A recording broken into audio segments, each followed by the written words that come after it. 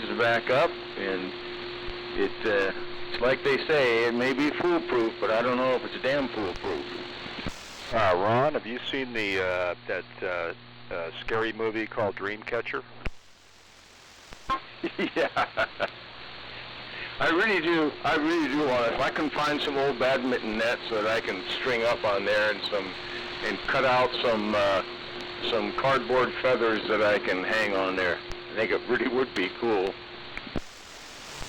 Oh, absolutely. I think you can go ethnic, definitely ethnic with that. But I think it is a great job, and I'm glad Tom's impressed. I think Tom is potentially thinking of a DIY project there locally.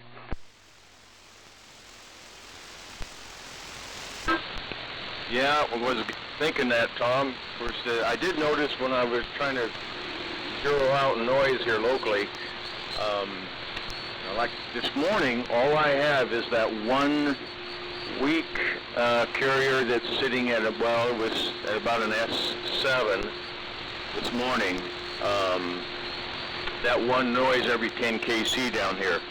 It was gone yesterday morning, and it was back at night. I've been keeping a log. I can't figure out what the heck it is. And yeah, if anything else. But then some days I had one of the houses close in had some really bad noise, and I still had the other noise, and they're at 90 degrees, so all I could do was pick which noise I wanted to know. So, and like with Tom, I know you got the same thing, lots of noise sources there, so maybe all you could do is know the loudest one. Alrighty, I guess I'll stand by. NU6F. K0 DWC. Whiskey 6 Alpha Whiskey Oscar. And W6 SSP.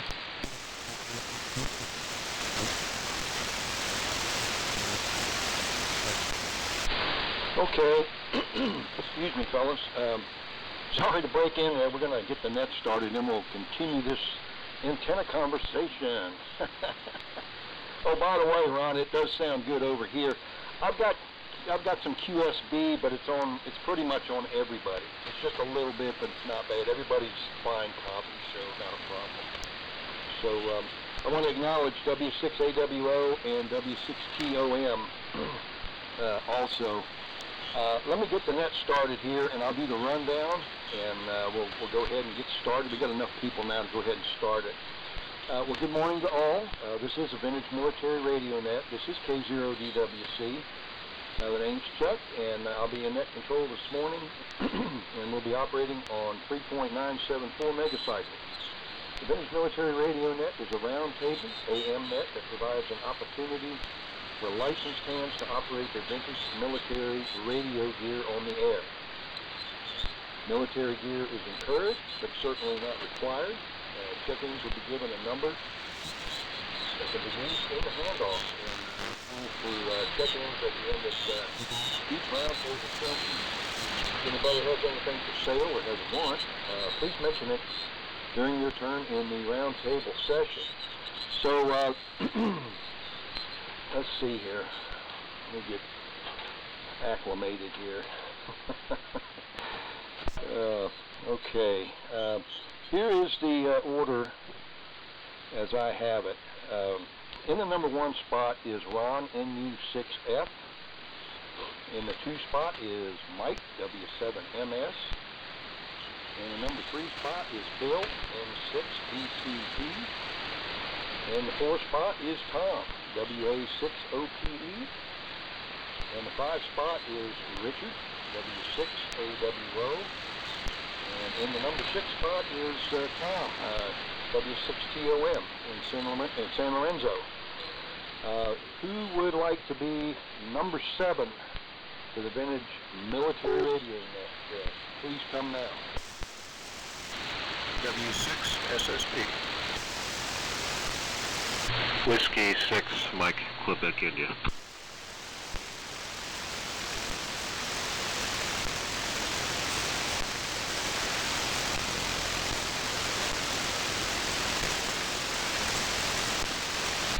Okay, there's Steve, W6SSP.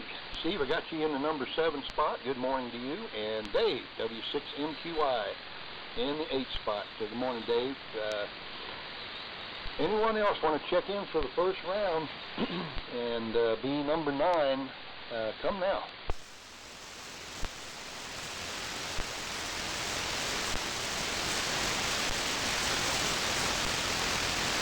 Number 9's open. Vintage Military Radio Net. If you'd like to be number 9, come now.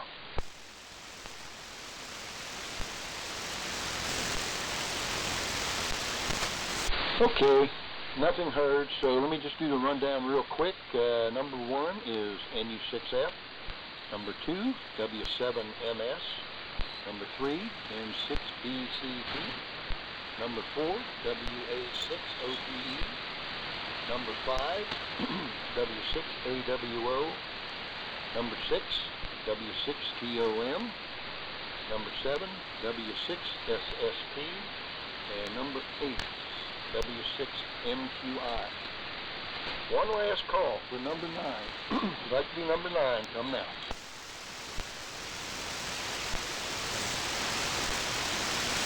Okay, nothing heard. Well, good morning, gentlemen. Hearing everybody, no problem.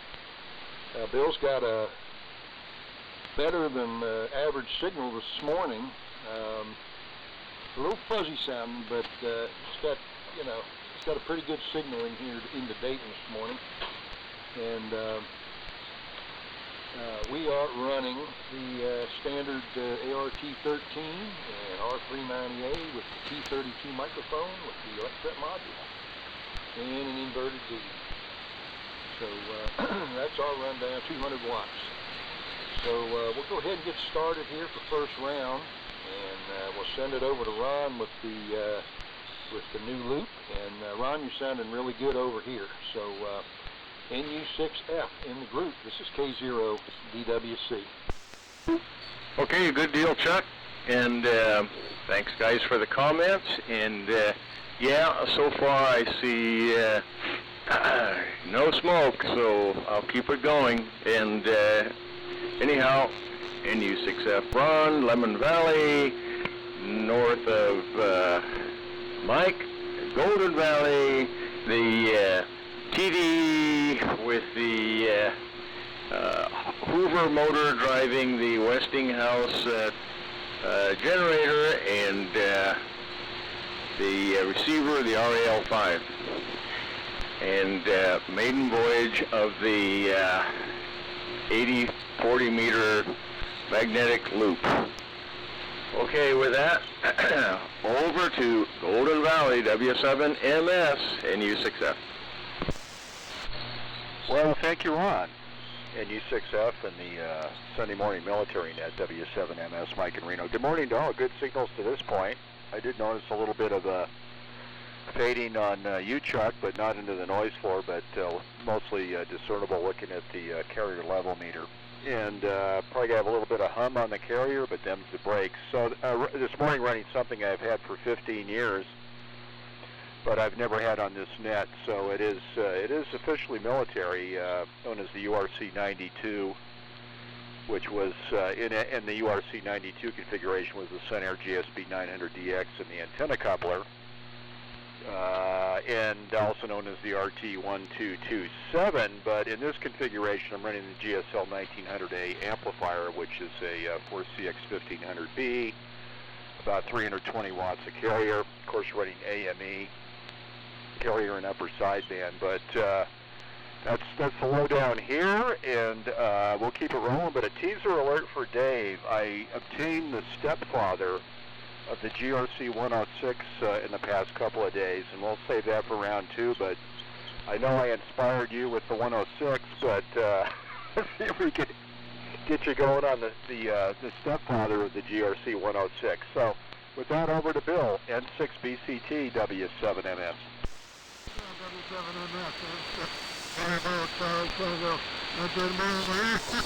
I'm glad I could disconnect this one.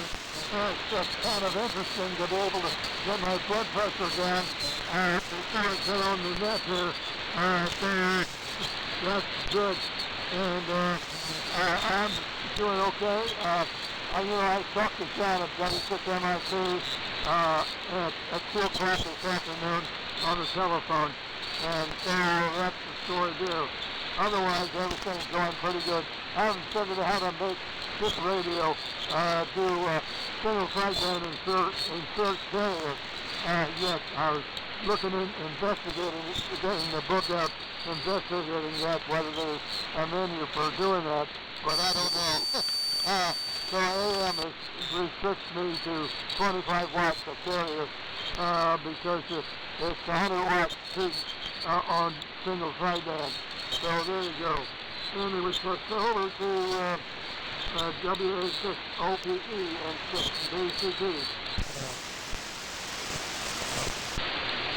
Okay, if you turn it over to me and 6BCT, WA6OPE, unfortunately BCT is right in my noise. Oh, okay, well good morning everybody, this is WA6OPE, if I didn't already say that. Good copy on, some stations are better than others. We are on the temporary antenna. It's going to be temporary for a while. But let's see, I heard AWO, good signal, SSP was really loud. I did not hear TOM. And also MQI, very loud. So like the closer end stations are very loud today. The Nevada stations are not so loud, although 77MS is really loud. And Ron, congratulations. Yeah, you've been Q5, a little bit of QSB, but you've been Q5 most of the morning on that loop. That is actually amazing. I'm surprised,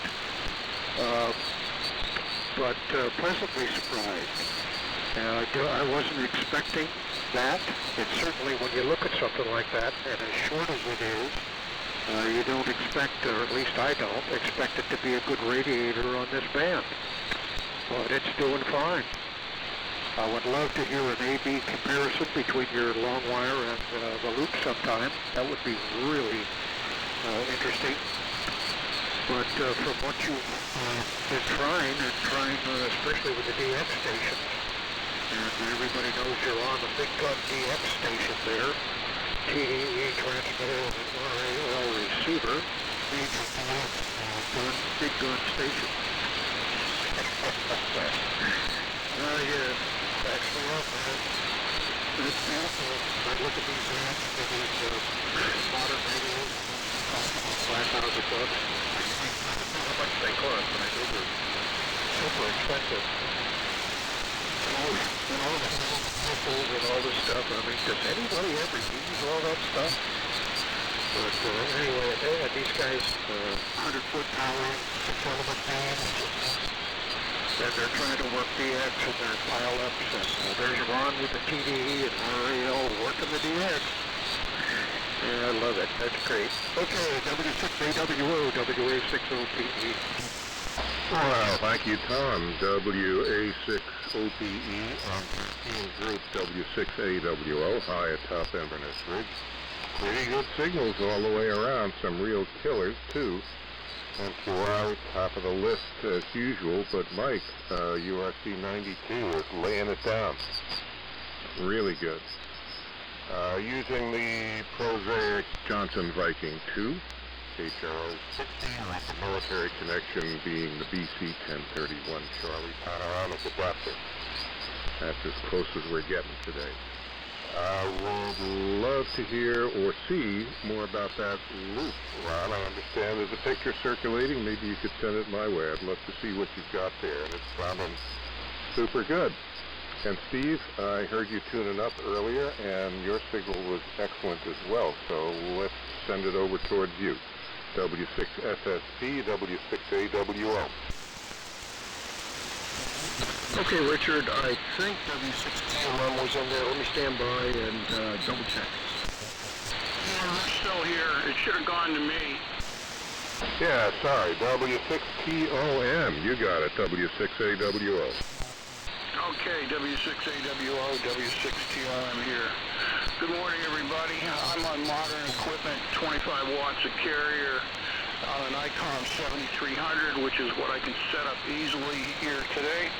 So pretty good signals. Looks like we've got good conditions. Not a whole lot here to say. I'm somewhat interested in hearing a little more about Ron's antenna. And we'll hand it up to Santa Rosa. You're real strong, Steve. W6SSP. Okay, Tom, very good. You're doing quite well for 25 watts also. As the other Tom mentioned, it seems like close-in signals are better. High noise floor here today, which isn't too unusual. And quite a bit of QSB on stations further out. But Ron and Dave and Mike are doing quite well. And Ron, very good on the loop. I've been listening all morning and it sounds great. Very impressive for, solves a few problems, space and noise. So I may have to look into that this summer sometime. And one question for you, Ron. I know you used large diameter copper for that. Was the reason for wire bandwidth? And so anyway, just kind of curious about that. If I built one, I'd probably use something like 3/4 inch copper. Maybe you can comment on that if it's feasible or not recommended. Let's see. A lot of neat stuff going on here today. This week I got a tip on Monday about the possibility of a Bauer 707 AM broadcast transmitter shaking loose locally, and so I'm kind of pursuing that. And anyway, I'll comment more about that. It's a pretty interesting transmitter from the 60s. So I'll send it over to Dave, W6MQI, W6SSP. W6SSP, W6MQI, the XYL must not be nearby the shack there, Steve. Talking about another radio. Oh no. That's Dave in Livermore. And nothing special here. ART13, 75A4. And it's raining. I couldn't believe it when I got up this morning. It was raining. And no one thought that would have happened yesterday. It was a nice, beautiful warm day yesterday, and it's raining. So, blue mile out of hell. I'm done with the rain. And I concur with all the local stations here. We seem to be loudest with each other in the Nevada stations, except for Mike. You're doing real well in Livermore with the URC 92. GRC 106 grandfather. What is that? T195 maybe or something? Anxiously waiting to see what that might be. So anyway, back to the top. BWC, W6MQI. Okay, Dave. All right. Well, I'm hearing everybody. I got QSB on everybody, but everybody is coming in, easy copy. Even Tom over in San Lorenzo. Tom at 25 watts is doing real good for you.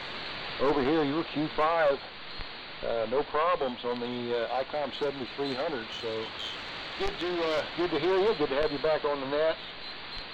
And ICOM 7300, 25 watts. That's pretty good. It's doing a good job for you. Everybody else is doing real good. So not a problem. So anyway, let's see if there's anybody else that wants to check in the tail end here of the first round and be number 9. If you'd like to be number 9, Vintage Military Radio Net, come now. WA7 YBS. There's Henry. All right, Henry. WA7 YBS. I got you in the 9 spot. And you go ahead and make a transmission and send it back up to me, K0DWC. Go ahead. Okay. WA7 YBS here, Henry in Dayton, and been listening,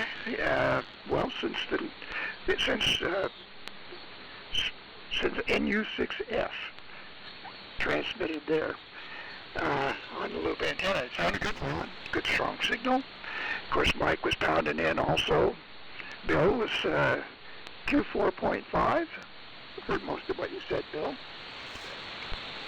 And Tom, OPE, doing good. Richard, good strong signal. 25 watts from W6TOM was Q5 here. Steve was stronger than normal and doing good. Dave is always strong, so good signals all the way around here. Well, we're on something a little different, and I gotta be sure I'm not too animated on the voice. I'm running the KWS-1 today, and of course we're, upper sideband reinserted carrier. Oops. Okay, you gotta watch it. It's very, very touchy about grid current, and so I'm running the gain about as high as I dare, and I do see it flicker once in a while on the grid curve just then. So anyway, so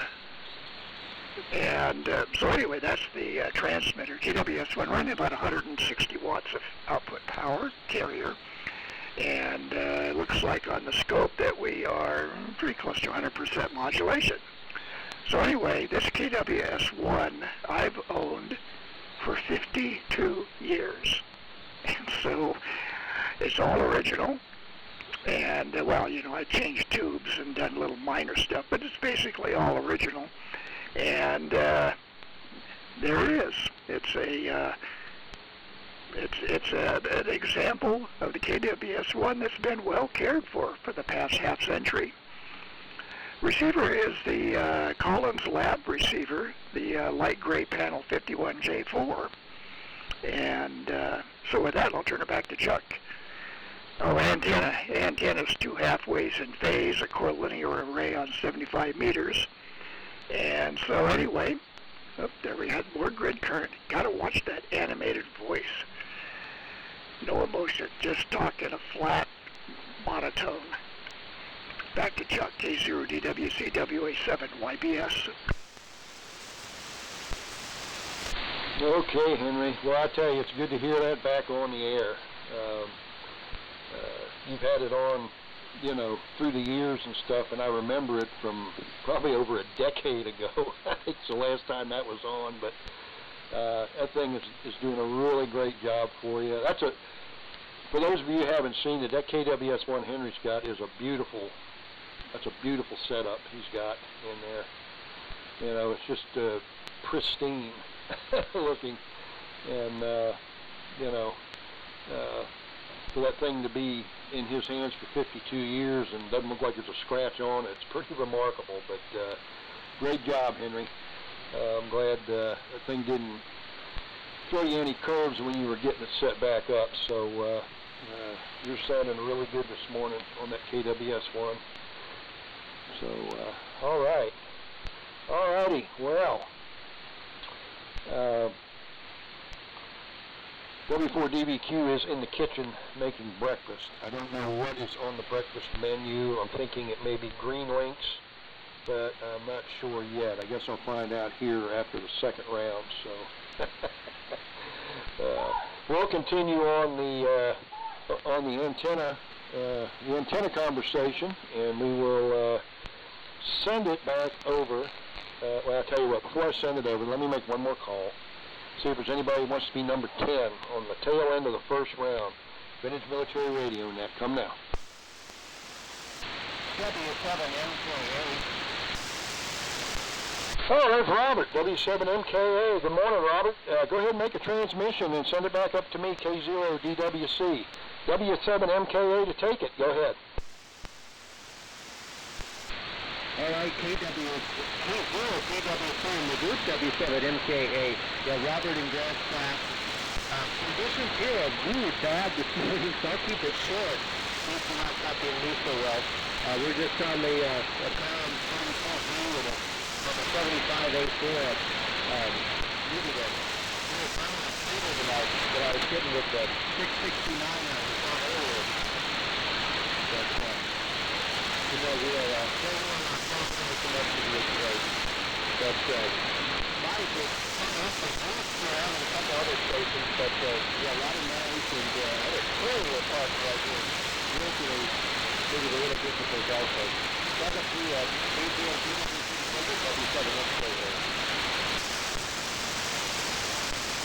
Okay, Robert, I copied you, W7MKA. You know, there's some QSB. I've got QSB on everybody, well, with the exception of Henry, because Henry's only a mile and a half down the street. But I mean, it's just a little bit of QSB going on. But everybody is pretty much coming in fine, no problems. But 100% copy from you, Robert, W7MKA. Thanks for joining us this morning. We appreciate it, and hope you'll be around for the second, third rounds there, if conditions permit. So. Anyway, all right, one last call. Would you like to be number 11? Anybody for Vintage Military Radio Net? Come now.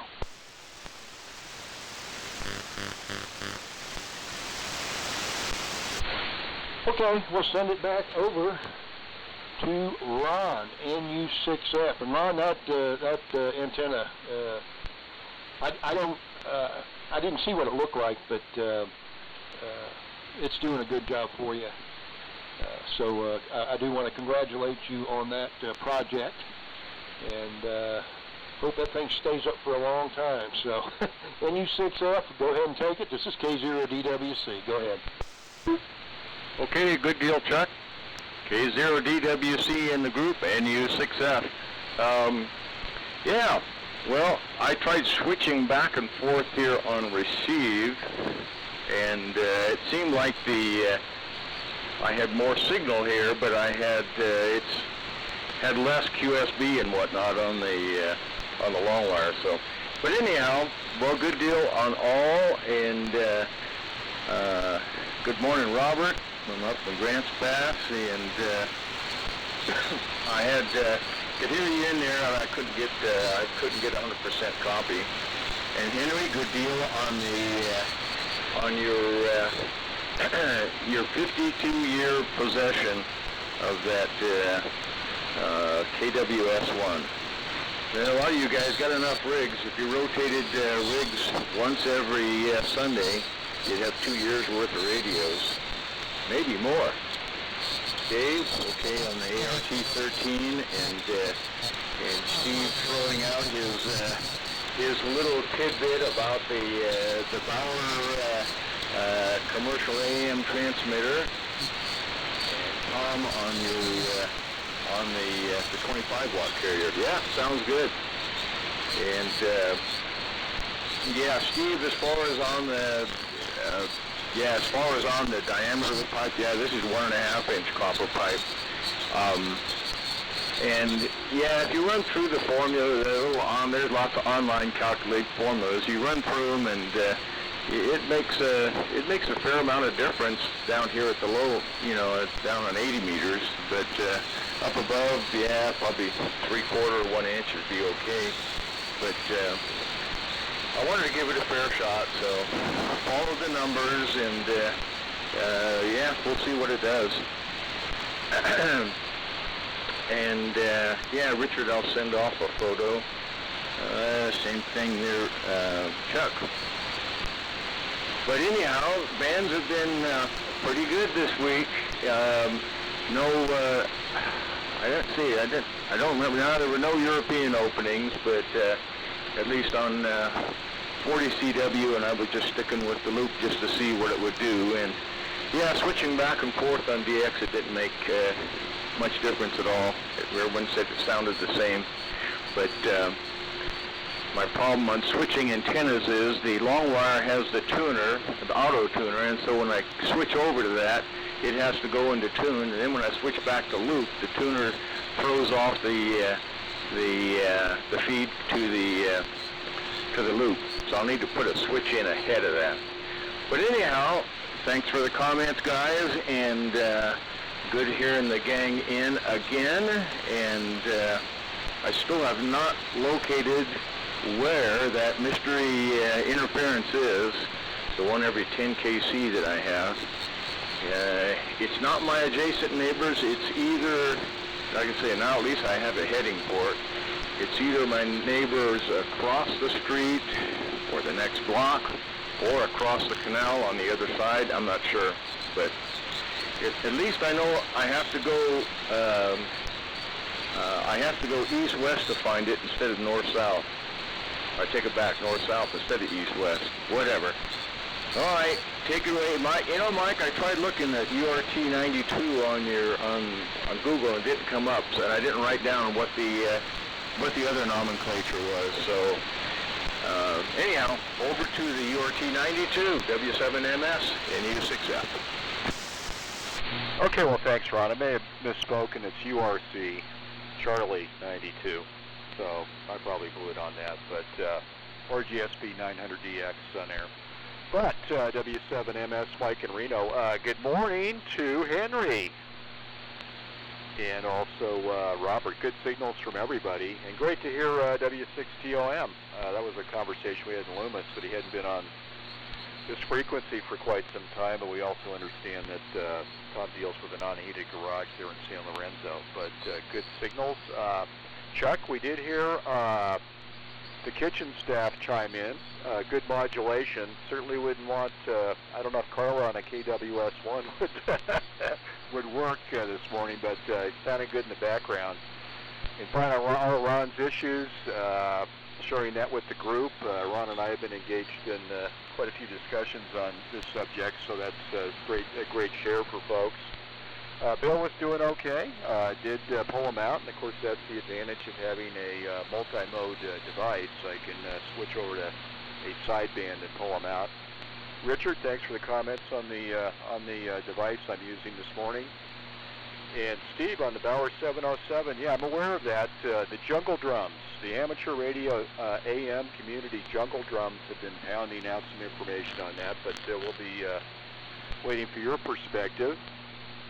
And Dave's sounding fine on the ART-13, and I do concur that Steve was divulging this probably under the cone of silence there in the operating position. And Henry, yeah, I could hear a few times when you were drawing grid current. It wasn't major, but you know, you could just pick that nuance and distortion, and it was kind of interesting because that went along with your comments how you're driving the following the meters on the transmitter. And great on 50 years. I was thinking, I think I've had mine for close to 30 because it was before kids. So that's how I can, you know, if it's not 30, it's 29. But mine was in horrendous shape and was priced accordingly. But it does work. And I was going to comment that mentioning KWS-1 can be dangerous on this frequency, or just about any frequency. The Gold Dust twins, the KW Sugar one, yeah. But sounded good. It's all safe to do, and also that brings up Steve's comments that he was near completion on number 2 and thinking of getting 240 AC into the radio room one way or another. But yeah, the issue, you guessed right, Dave. It's the GOC 19 device that was over at Hammond High 5 and Sparks, and the good sign, the good attribute was it was out front. And so we closed the deal. Had some issues. I know this is Henry's on-favorite rigs. They're so darn noisy, but I've got other noisy radios like the 618T and all the HF80 stuff with the amplifiers. They're hideous. There's so much noise. But basic problem with that was a cracked clamp on the exciter chassis. That was not running up and down, so we fixed that. Felt really smart. But then you enter into the curse of the high-tech radios. I decided that I needed to pull tubes, do a general checkout, which generally quite often I don't do. If it works and meets performance specs, I leave it alone, but those servo amplifiers are kind of scary, and I wanted to do a inventory on the radio and see what changes have been made on its various depot visits. In other words, you know, solid-state discs and solid-state choppers and yeah. But I did the tubes, and in probably wiggling out the 5751 in the servo amp, unknown to me, which I discovered much later after much bad words were said, it literally broke a pin off on the heater return. And interesting because they're Myconal composition, but the actual socket pins they're not gold plated, they're gold cladded. and somehow probably in having to wiggle that thing out and probably its numerous visits to the depot, it actually broke off in the socket. So my servo amp was dead, so when I got it all back together, no worky. So we found out about close to midnight last night, because it wasn't going to beat me. But in the meantime, I got the synchronization on a leaf switch askew, because I decided I would look at that as a potential problem area. So we were up to 1 watt per pound, but now we're currently 2 watts per pound on that 122 pound booked radio. So enough on the GRC 19, but another, and of course this is the stepfather to the GRC 106. There's no blood relationship, but there is a familiar relationship. So with that, over to Bill, N6BCT W7MS. W7MS, good morning all, and we had about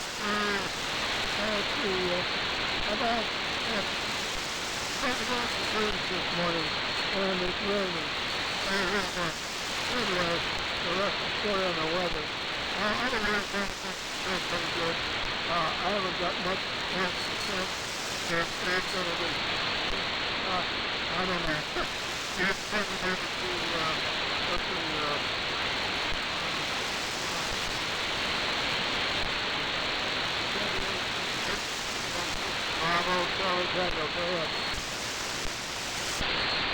Okay, N6BCT WA60PE. Good morning to Henry. KWS 1 sounds great. And morning to Robert. W7MKI. About Q4 here due to my noise level. Not my noise level would be Q5. But anyway.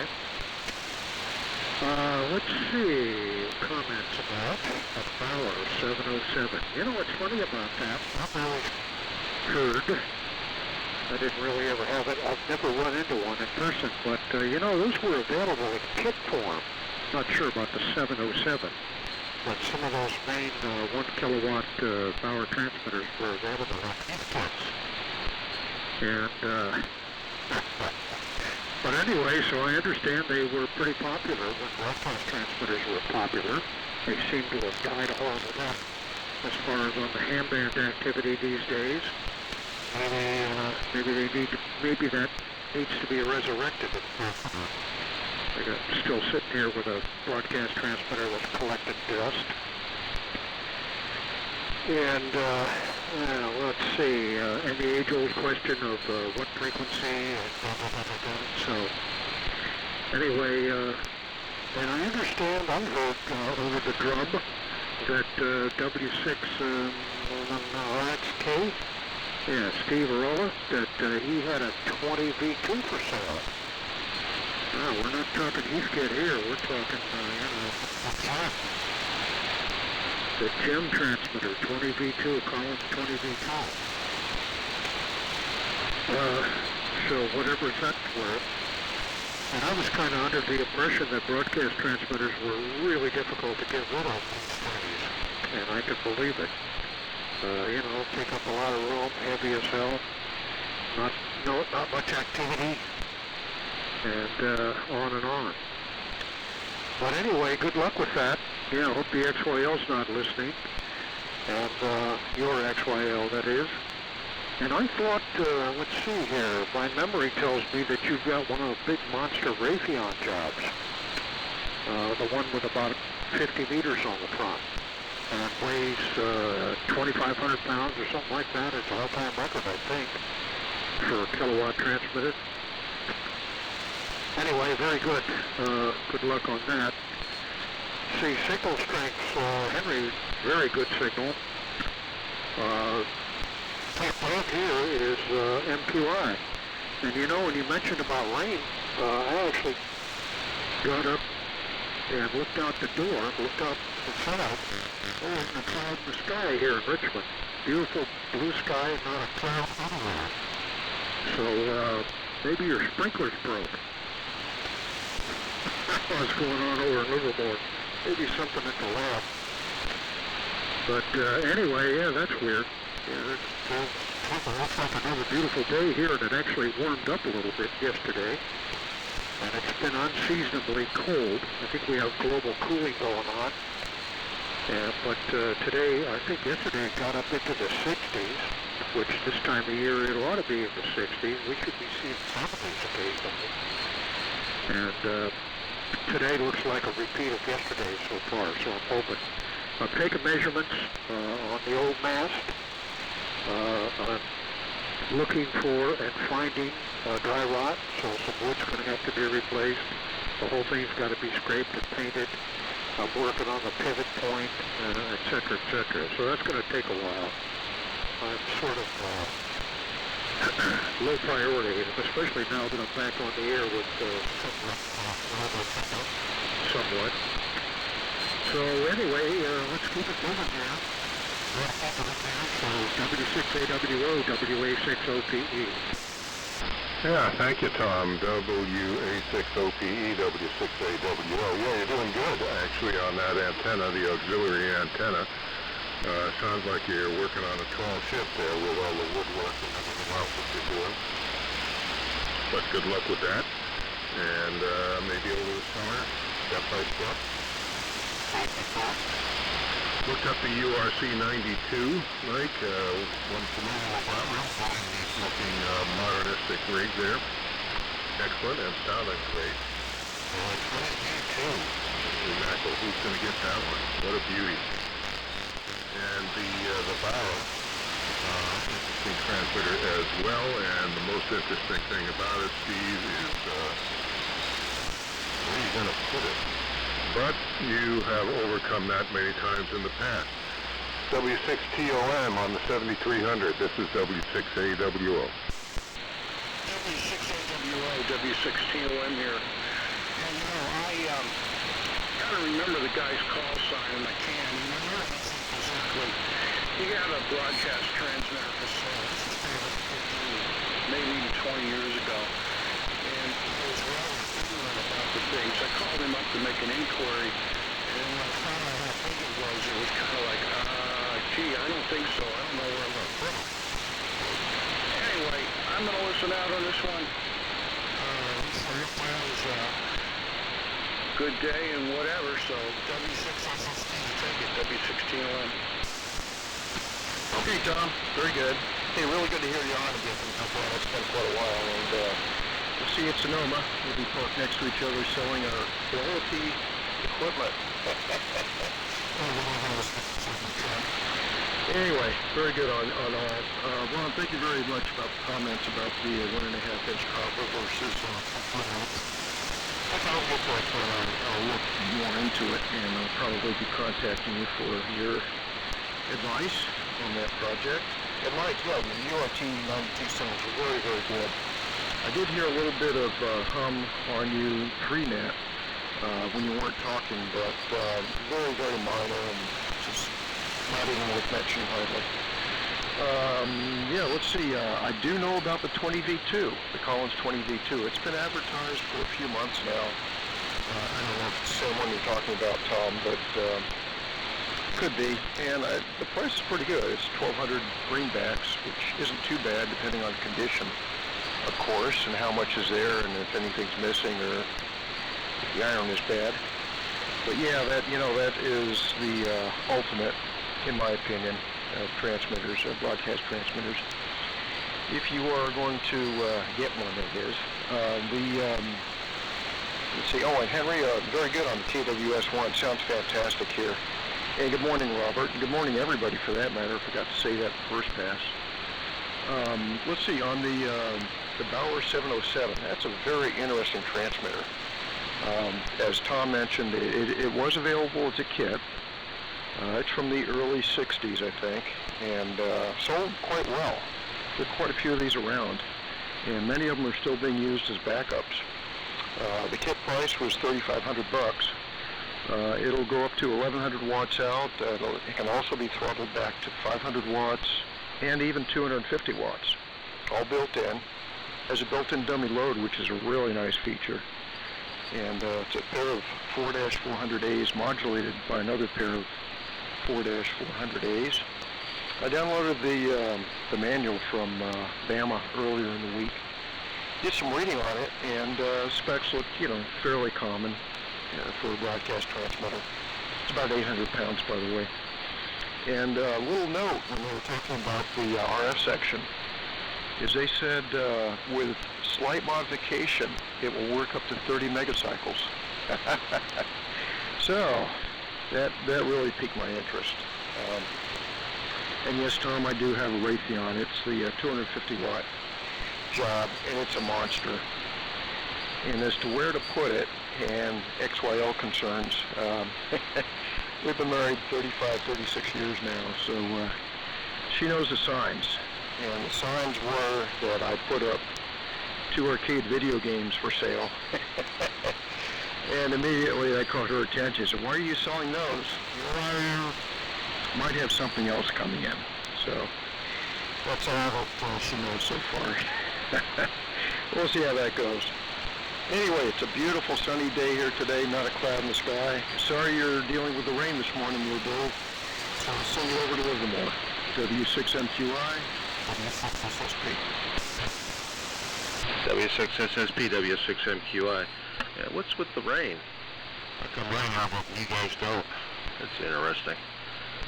Well, it's 100% coverage right now. It's not raining now, but It is wet. So, must be a southern event. Southern Bay Area. Hopefully it clears out of here. I think it's supposed to be clear the rest of the week. That's why I was surprised to see something this morning. anyway. 73 to Tom. Good to hear you. Haven't heard you in a long time. And, yeah, let's see. Mike. Found these on the 195. Broken pins. Imagine that. And 106. Doesn't have broken pin problem, but it has on the RT. I had problems with when it pushing the Little modules in, it pushes the pins out of the connectors.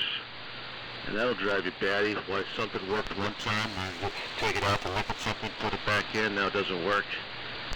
The only way to fix that on most of them is to pull the bottom cover off the RT, go through and push everything back in. So the 195 is a step forward. I was trying to figure out if the 106 was the bastard child of something. I don't know what it is, but maybe the 195. I don't know. Projects here. I've been working on some Drake radios, the B line. I got the R4B running really good. I've never used a spectrum analyzer on the Drake line, so I use it this time, and man, I think I got the audio sounding really good on it. I was able to play with the curves of some of the filters and stuff, and got it sounding really well. But the T4XB had a problem right off the bat. There's a mode switch in there that had blown one of the pins on it on the wafer. The rear, luckily it was the rear wafer that really can get to. So I found a guy up in El Dorado Hills that had a junker, and he was able to pull one off and send it to me. Got it back here. I mean, he sent pictures to me and everything. I looked at it. Oh, yeah, that's the one. I got it here, and it was the wrong one. So, plan B, I took the original wafer and was able to remove a pin off the wafer he sent me. Of course, it cracked the phenolic doing that, and I cracked the phenolic on my original, trying to get the burnt one off. They're not riveted on; they're kind of pressed on. Kind of cheapy looking way of making the switch, and not riveted like a lot of switch pins are attached. But anyway, I got it back together. Glued it with some super glue, and it seems to be pretty solid. And I had taken multiple pictures of the wiring and such, drew pictures and things. And put it all back together and was 99.99% sure it was hooked up right. Crossed my fingers, hooked it up to the variac and kind of brought it up and watched the current, watched to see if any smoke came out of the switch. Luckily it was all working. And but now I'm gonna gotta try and find some 6JB6s, 6JB6As. One set of RCAs that I have, I can only get about 60 watts out of them. And the other set, I can get 120 watts out of them, so they're good, but they're not matched real well. I have little problems getting it to neutralize. If I neutralize it on 20 meters, it's not neutralized on 10. If I neutralize it on 10, it's not neutralized on 20. So there's something going on. So fun. These things have been sitting on my shelf for 7 or 8 years. Never really used them. I bought them from a guy and didn't even realize that switch was burnt. So I'm thinking it came that way from the guy.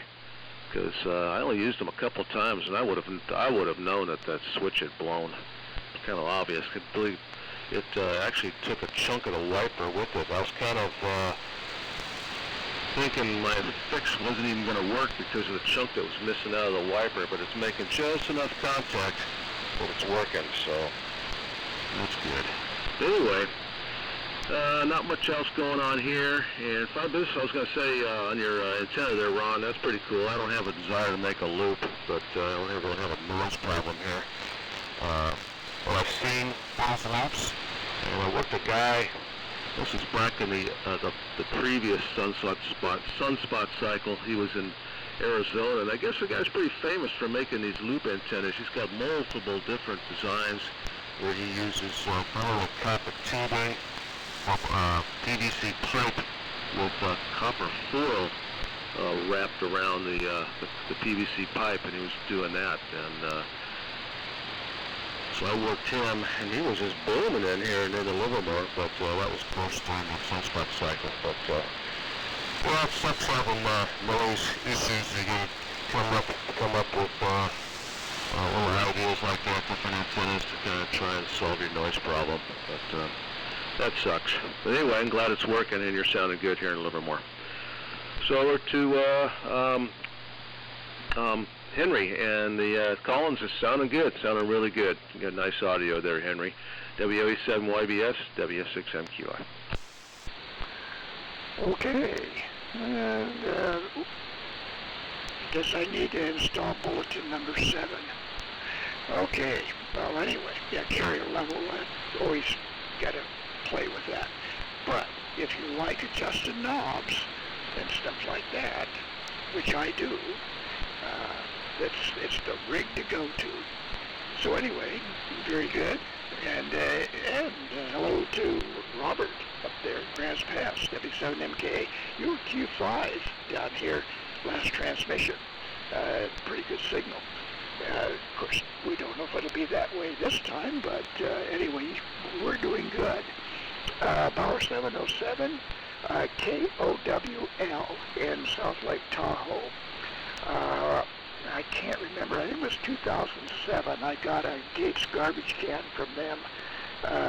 You know, Gates, it was like the last year of Gates being kind of halfway Gates. And anyway, I don't have that transmitter anymore, thank God. It's gone. And but anyway, the interesting thing was is at the transmitter building, they're in South Lake Tahoe. Their spare transmitter at that time, 2007, was a Power 707. And the really interesting thing was that the chief engineer, Bill Kingman, built it. He was telling me about it. He said, oh yeah, we bought that as a kid in the 60s, and he said, I put it all together. So yes, they did have kits, and yes, there was one, 13 years ago, something like 14, 15, 16 years ago, up at KOWL at Tahoe, that was standing by as a spare. So there you go. T195s, GRC19s, yeah. Man, lots of relays, lots of little gizmos in there. Mine had a broken wire on one of the connectors, one of the Amphenol cable connectors there, and that wire drove the servo motor for adjusting the capacitor, I believe it was, in the automatic tuner system. And yeah, that was a little bit of a toughie. It's finally like, God, why isn't that thing moving? And like, oh, it was do our own check. Oh yeah, no continuity. But yeah, to find a broken wire inside the ethanol connector, well, it happens. A lot of the problems I had too was relay contacts, especially that big heavy one. And I guess it must have been a problem because the contacts aren't accessible to clean them by pulling one of the modules, and I forget which module it is, but it's top center right about where you gain access to that relay. But at any rate, it's a cool transmitter. And my thought on it is to have a really long mic cable, like maybe 12 feet long, so you can go over and sit, quite a ways away from the transmitter and operate, then it would be okay.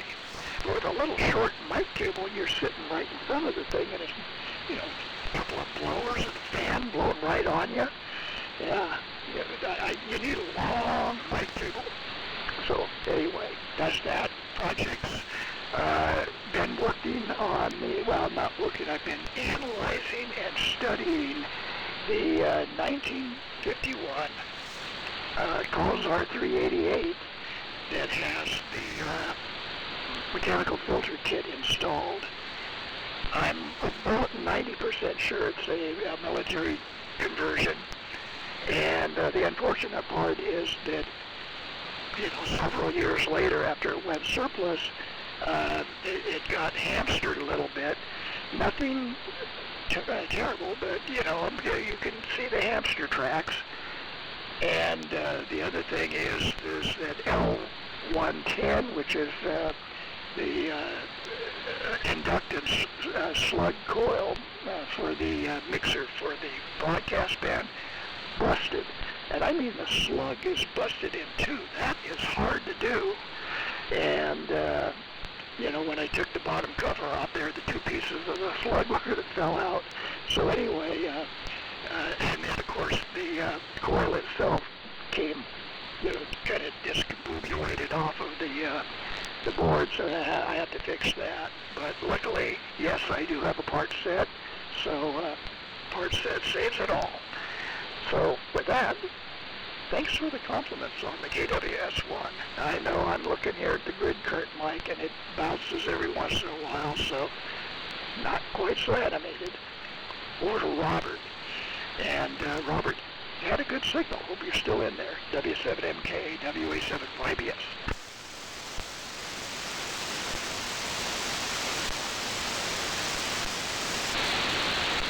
WA7YBS in the group.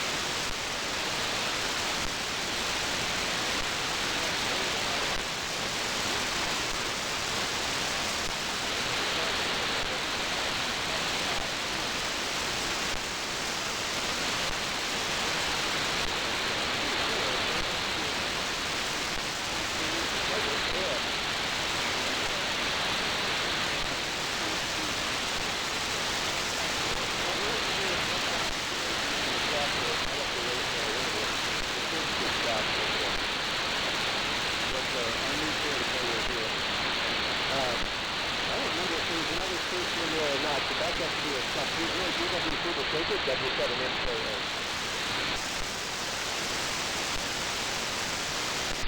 Okay, Robert, W7MKA, K0DWC. Yeah, you were a little harder to copy that time. I had to kick down to 4KC bandwidth and crack the limiter.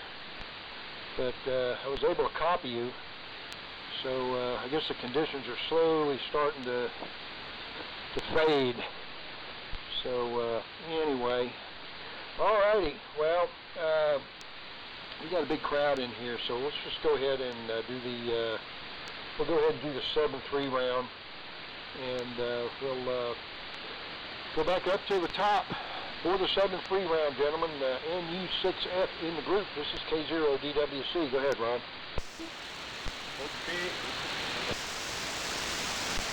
Oh, there we go. Now we got the amp on. All right. Well, good copy on all. Let's see. I think I have things set up for switching. Okay, this is the loop. 1, 2, 3, 4, 5. And this is the long wire. 6, 7, 8, 9, 10. Long wire. 1, 2, 3, 4. And back to the loop. Well, I get... Actually, I'm getting more noise on the. I'm getting more noise on the loop than I was on the long wire. So I guess I'll just have to keep playing with this and see what the differences are. But anyhow, it's yeah. Well, Steve, you sure got things stirred up with the Bauer, and that's interesting. When you mentioned that, I read up on it also, and I was trying to think a kit form for a broadcast transmitter. How weird is that? But yeah, I'm guessing. Let's see. Am I still on the wrong antenna? Hold on.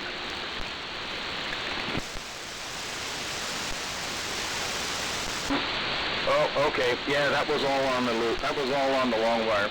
Okay, this is back to the loop. Anyhow, but yeah, how weird is that? A kit AM broadcast transmitter. And Mike, okay, yeah, I saw the URC Charlie 92, and yeah, what a far cry from the T195 with servo amps, blowers, and the rest. And like Henry says, well, like you say, if you, but Mike, you know the routine, like with your 618T and its screaming blowers. It does make you wonder, in actual use, how they ended up mitigating all that. And let's see what else. Dave. Yeah, well, good news on rebuilding that switch. Yeah, I can just picture that. Variac in hand, inching it up slowly, looking for smoke or no smoke. And Henry, history on KOWL. And I guess you had their gates at one time. But Steve, yeah, I see what you're saying. I'll get rid of two video games, and maybe I can get the Bauer instead. All right, with that, I'll listen out and over to the URC 92 with no noisy blowers, but still missing one sideband. W7MS and U6F. Well, thanks, Ron, and with a little bit of hum on the carrier too, just for signal identification purposes. NU6F in the Sunday Morning Military Net W7MS. Well, good morning again to all. Still 100% reception. Of course, Robert's the lightest of all, as to be expected, but still 100% reception. No ESP required for Robert. So nice to hear him this morning.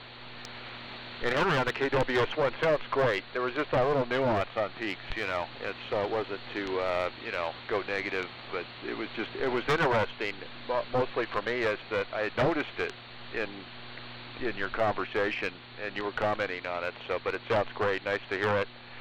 And also we're in a safe harbor this morning to operate KWS-1, so doing quite well. And Dave, nothing comes easy for Dave. Fried switches, it's raining. There's just a black cloud over his house in Livermore, but I was chuckling at that because I think last Sunday at this time I was on the third morning of waking up to fresh snow. But now we're just in this kind of so-so wind and maybe some mixed rain and snow in the forecast, and then we're going to be dropping into a mini heat wave unless the man is lying to us in the weather forecast, or I should say the person, excuse me.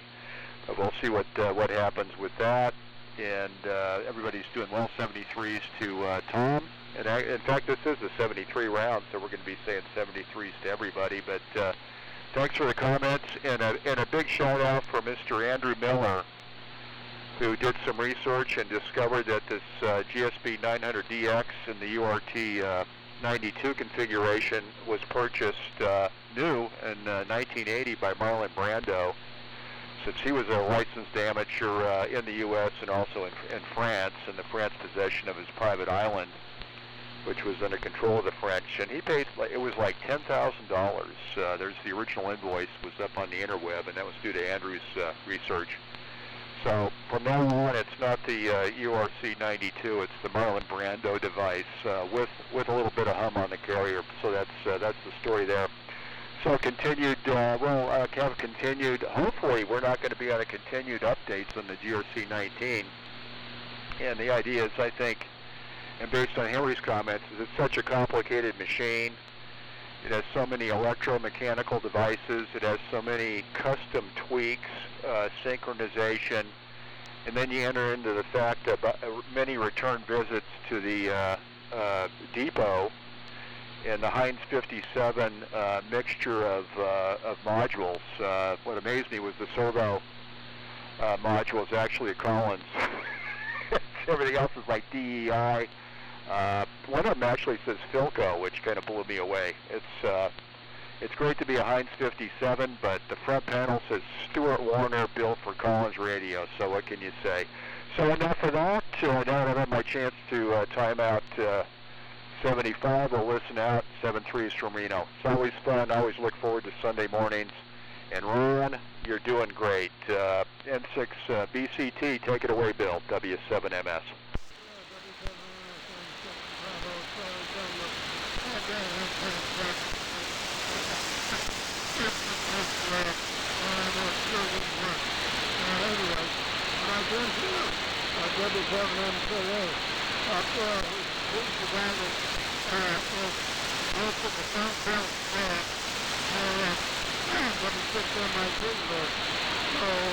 We've been getting together a little bit, but not too much.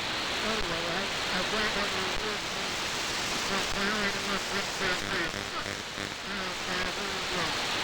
but I did hear that we got an unpaid. It was pretty good stuff, but I did hear it. So there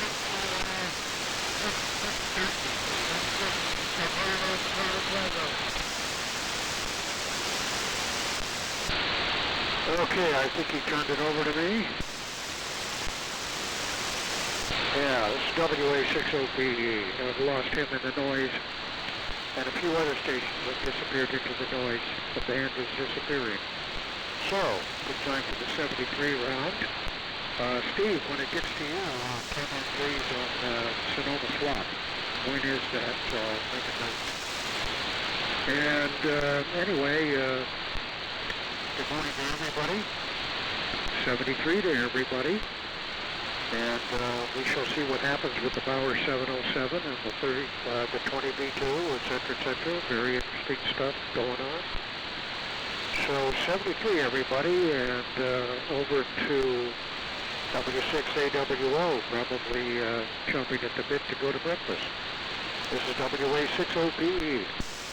Well, you know me too well, Tom.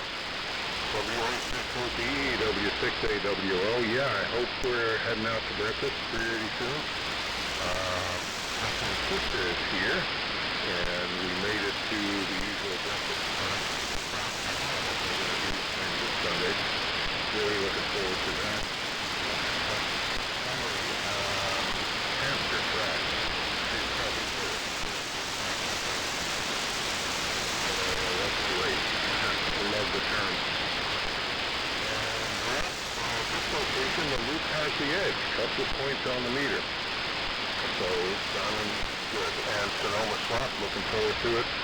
Hope to see a lot of folks there. So 73 to all. Looking forward to next Sunday. And best to everyone. W6TOM, W6AWO.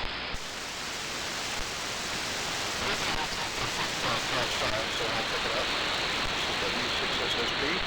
And yeah, good map.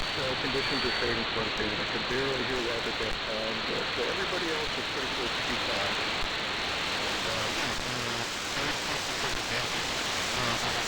Swap is 1 day less than 3 weeks away on April 22nd.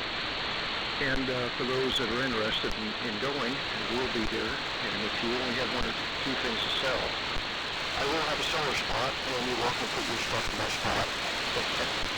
Well, and again, for those that haven't been to this swap meet, it's small, but a lot of nice stuff shows up, and a wide range of stuff. Everything from, I've seen spark components from spark to military and latest, greatest modern Japanese stuff, which I don't really pay much attention to. But we'll be there for sure, and be selling with W6TOM this time.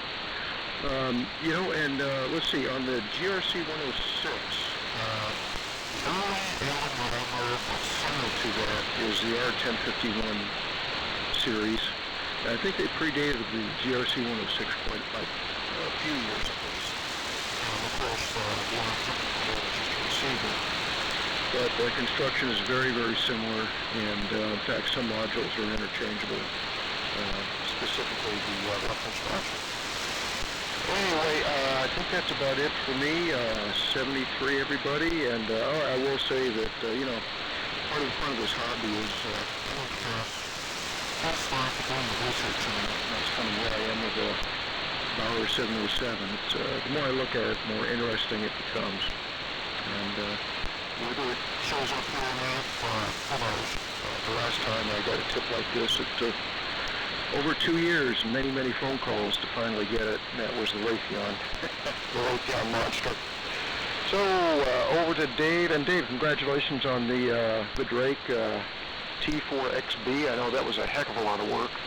I didn't realize those contacts were pressed in. I know a lot of the ones are riveted, and those aren't too big of a deal to switch contacts between wafers, but the pressed in stuff is, so congratulations on that. And I think one of the skills in this hobby is being a pseudo-surgeon, electronic surgeon.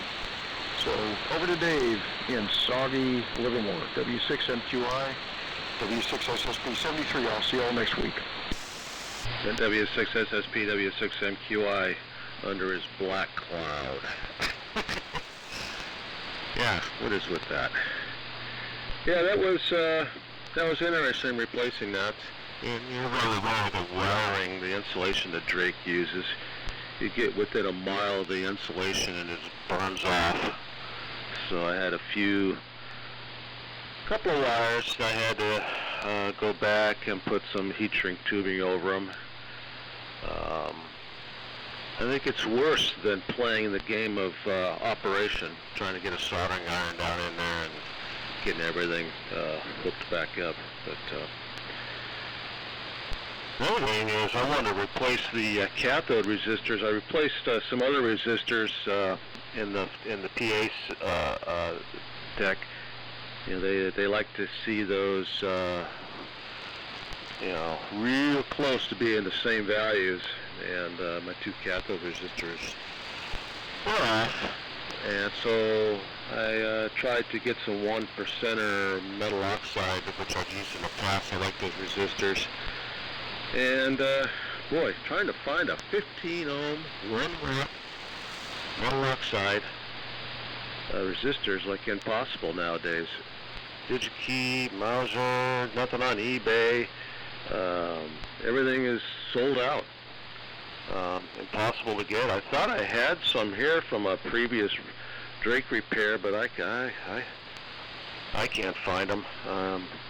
Looking through all the drawers and stuff, thought I had a few extras that I could owe them out and find some that are close, but I can't find them. So went to try and order some, and there aren't any. Anyway, but yeah, breakfast. I'm gonna go get some breakfast myself.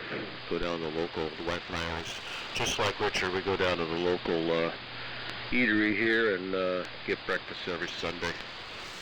I guess we're regulars. And T195, I don't think you'll ever see one of those in this shop.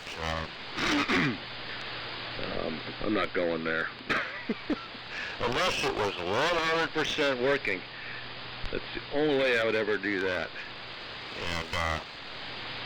And I agree with Henry. Get yourself.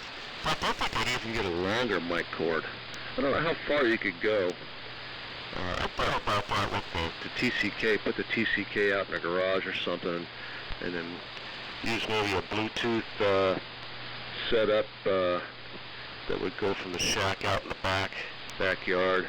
That would go clear to the garage. I've heard some guys on with modern radios doing that. I don't know how well that would work on these though. But just to try and make more room in the shack here, but it probably never happened. Anyway, 73 everybody, and let's see. Oh, Henry, WA7YBS, W6MQI. Okay, Dave. W6MQI, WA7YBS. All right. Yeah, on those long mic cords there, that G1, well, the GRC-19, they actually had a remote that, God, I'm trying to think if that went 200 feet. I think it could go 200 feet. Maybe it was a little more than that. And the idea was that the radio op could put the transmitter, up in a dangerous spot that was a good, good transmitting site from, and then he could get down and hide in a trench or something. But I think those remotes show up once in a while for the GRC-19, but I just thought a longer mic cord would be easy and would probably work just fine. Get you out of the breeze anyway. I wanted to tell Ron I noticed the same thing on the loop that Richard noticed, and that was that the loop was a little bit stronger. Probably were, I'd say 30, 35 dB on the long wire, and you're 40 dB on the loop. Interesting. So anyway, yeah, I would have expected the other way around, but no. When you switched over that last time, when you had been transmitting on the long wire and then switched, back to the loop, it was very noticeable. So very good. 73 all. Thanks a lot for the comments on the KWS-1, and everybody have a good week coming up. I'll be net control next Sunday. Hope to hear everybody back then. With that, 73 all around, and over to Robert if Robert didn't sign, and if he did sign, or if you don't hear him, well, pick it up, Chuck. W7MK, WA7YBS.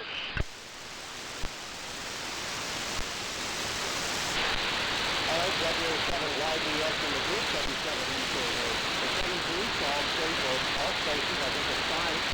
And the guy that long wire distance to use that John Richard or here is quite a bit. More actuated difference, depending on the loop. Very different when you switch the long wire looking at an F9 and F5. But it's still 100% copy. So that's not my vote, but that same thing with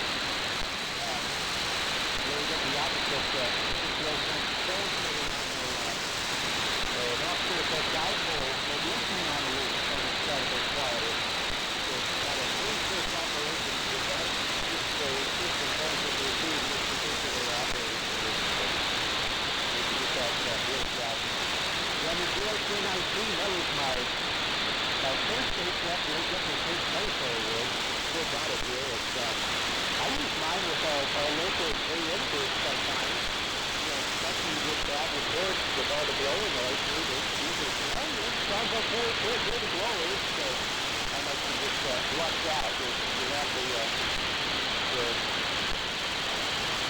range just right, but with that carbon mic. The two, the little, the inch and a quarter tube that went to the in the shelter is meant to the outside. If those on there, it does make a little difference. At least where that noise in the area is getting blown out right at the stage. So maybe that helps too. It's 23, and back up to the top. Here at DWC, the paper W7MKA.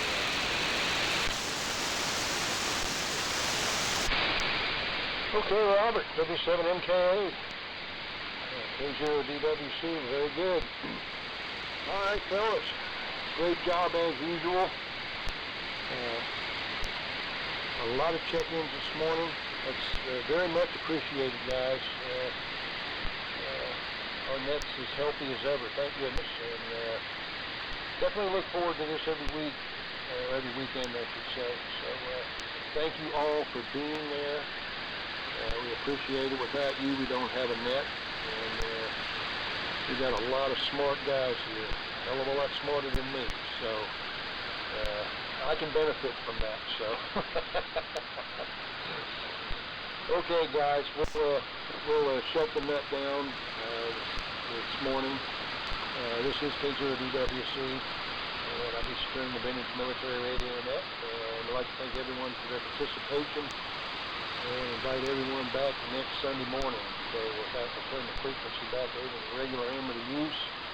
Thanks again, fellas, for being there. And we'll talk to you next week. And as Henry said, he'll be net control next Sunday. So take care, guys. Have a good day today and a good week ahead. And we'll holler at you down the road. This is K0DWC signing off, Dayton, Nevada.